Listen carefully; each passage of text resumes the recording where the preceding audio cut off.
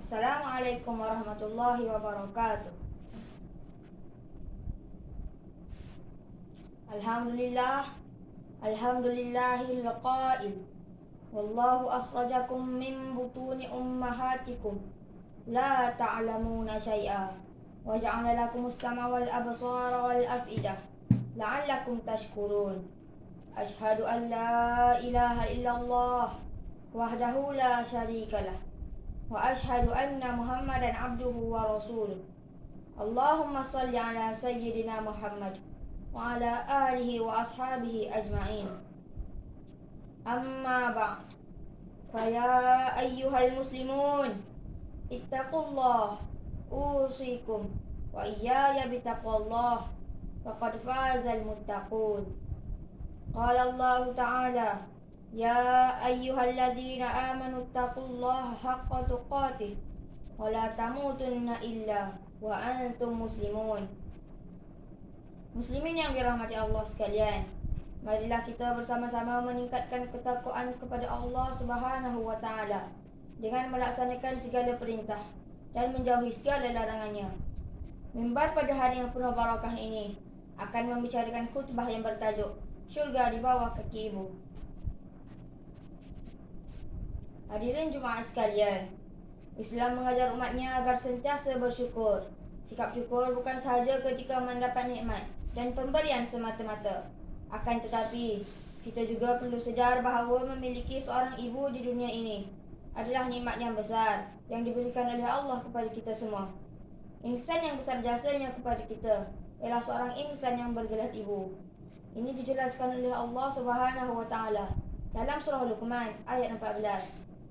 Wawasainal insana biwalidayhi hamalathu ummuhu wahnan ala wahnin wa fisaluhu fi 'amain anishkur li wa liwalidayka ilayyal masir, yang bermaksud kami wajibkan manusia berbuat baik kepada kedua ibu bapanya.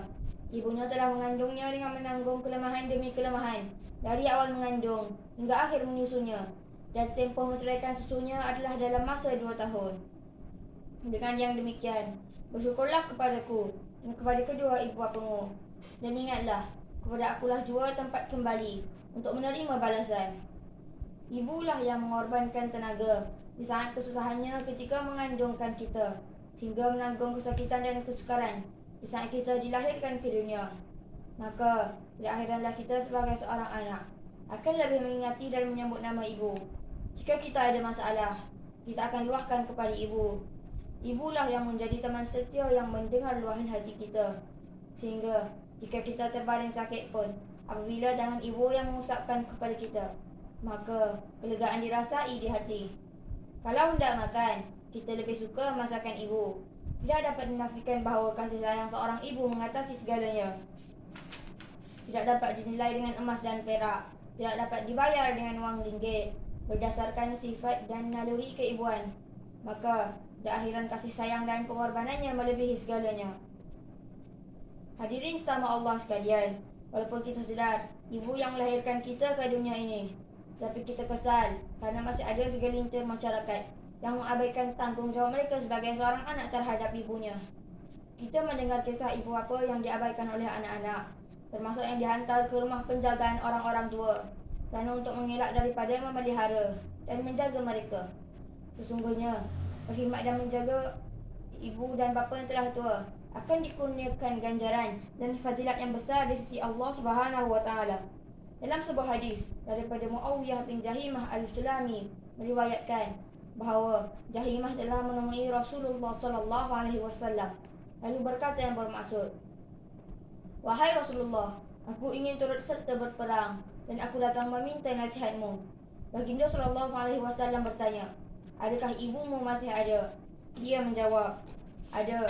Lalu sabda baginda sallallahu alaihi wasallam, "Berkhidmatlah dan jaga urusannya, kerana syurga di bawah kedua kakinya." Riwayat Al-Nasa'i.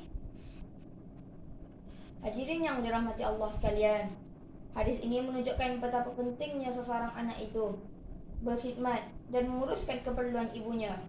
Ia lebih utama dari jihad berperang. Rasulullah sallallahu alaihi wasallam telah meletakkan keutamaan menjaga ibu lebih besar dari keperluan jihad. Ini kerana tuntutan jihad boleh dipenuhi oleh ramai orang, Sedangkan tugas berkhidmat untuk ibu hanya dapat dilaksanakan dengan sempurna oleh anaknya sendiri. Semua ini perlu dilaksanakan demi memenuhi perintah Allah Subhanahu Wa Taala. Dia telah menjadikan kunci syurga bagi seorang anak pada ibunya. Semakin baik khidmatnya pada ibu dan semakin bersungguh usahanya memenuhi keperluan ibunya, semakin cerahlah peluangnya untuk memasuki syurga Allah di akhirat nanti. Muslimin yang dirahmati Allah sekalian, mengakhiri bicara khutbah pada hari yang penuh barakah ini, marilah sama-sama kita mengambil intipati pengajarannya, iaitu yang pertama, umat Islam wajib mentaati kedua ibu bapa kerana ia merupakan perintah Allah Subhanahu Wa Taala dan menjanjikan syurga pada hari akhirat nanti. Yang kedua, umat Islam hendaklah sentiasa menghormati, mengasihi dan menjaga kedua orang tuanya dengan sebaik-baiknya. Yang ketiga, umat Islam hendaklah sentiasa mendoakan kesejahteraan ibu dan bapa kita sama ada mereka hidup ataupun setelah mereka meninggal dunia. A'udzubillahi minasyaitonirrajim. Rabbana ighfir li wa liwalidayya walil mu'minin yauma yaqumul hisab. Wahai Tuhan kami, berilah ampun bagiku dan bagi kedua ibu bapaku dan serta bagi orang-orang beriman pada masa berlakunya hitungan amal dan pembalasan. Surah Ibrahim ayat 41. Barakallahu li wa lakum fil Qur'anil azim wa nafa'ani wa iyyakum bima fihi minal ayati waz zikril hakim wa taqabbala minni wa minkum tilawatah innahu huwas samiul alim. Aqulu qawli hadza wa astaghfirullahal azim li wa lakum ولسائر المسلمين والمسلمات فاستغفروه إنه هو الغفور الرحيم.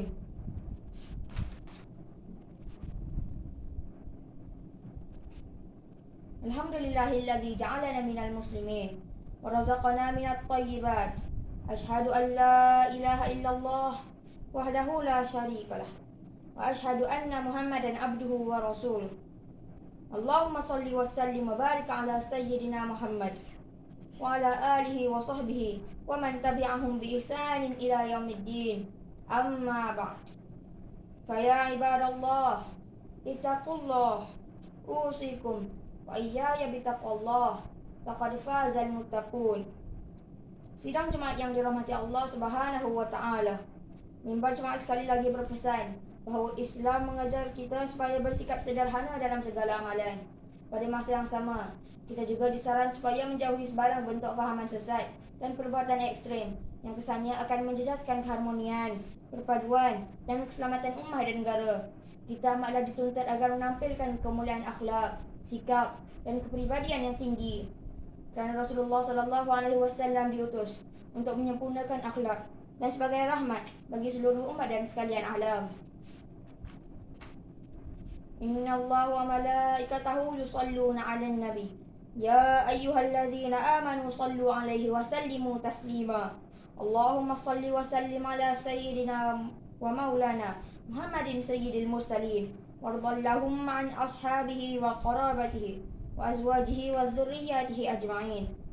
Allahumma ighfir lil muslimina wal muslimat wal mu'minina wal mu'minat al ahya'i minhum wal amwat innaka sami'un qaribun mujibud da'wat wa ya qadiyal hajat. Rabbana hab lana min azwajina wa dhurriyyatina qurrata a'yun waj'alna lil muttaqina imama. Rabbana atina fid dunya hasanah wa fil akhirati hasanah wa qina azaban nar. Ibadallah, innallaha ya'muru bil 'adli wal ihsan wa ita'i dzil qurba wa yanha 'anil fahsya'i wal munkari wal baghi ya'izukum la'allakum tadhakkarun. Fadhkurullahal 'azima yadhkurkum washkuruhu 'ala ni'amihi yazidkum was'aluhu min fadlihi yu'tikum wa la dzikrullahi akbar wallahu ya'lamu ma tasna'un. Sekian, terima kasih.